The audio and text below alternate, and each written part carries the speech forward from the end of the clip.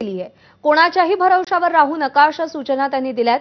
अकारण मुंबईत येऊ नका, मतदारसंघात राहून काम करा अशा सूचना दिल्या गेल्यात। स्थानिक स्वराज्य संस्थांच्या निवडणुकांसाठी तयार रहा, पक्षाची ताकद दाखवा, मुंबईत फिरू नका।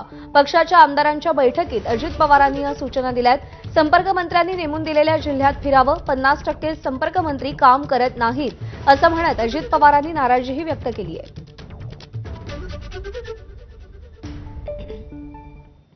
आगामी महापालिका निवडणुकीमध्ये शिवसेना ठाकरे गटात नवीन चेहऱ्यांना उमेदवारीसाठी प्राधान्य दिलं जाईल।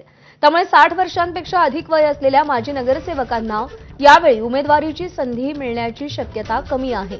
मात्र माजी नगरसेवकांच्या मतांचा आदर राखत त्यांच्या पसंतीचा उमेदवार देण्याचा विचार सुरू आहे। त्यामुळे पक्षात नवे आणि जुने कार्यकर्ते यांचा समन्वय राखून ठाकरेंच्या शिवसेनेचे किमान 70% नवे चेहरे उमेदवार असतील।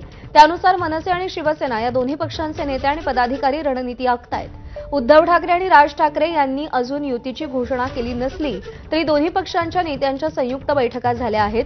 यामध्ये प्रत्येक वॉर्डातील दोन्ही पक्षांची ताकद आणि प्रभाव याचा विचार करून जागा वाटपाचा विचार केलेला आहे। शिवसेनेनं 2017च्या महापालिका निवडणुकीत 84 जागा जिंकल्या होत्या। मात्र त्यातील अनेक माजी नगरसेवकांनी शिंदे सेनेत प्रवेश केल्यामुळे त्यांच्या जागी नवीन चेहरे मैदानात उतरवण्यात येणार आहेत।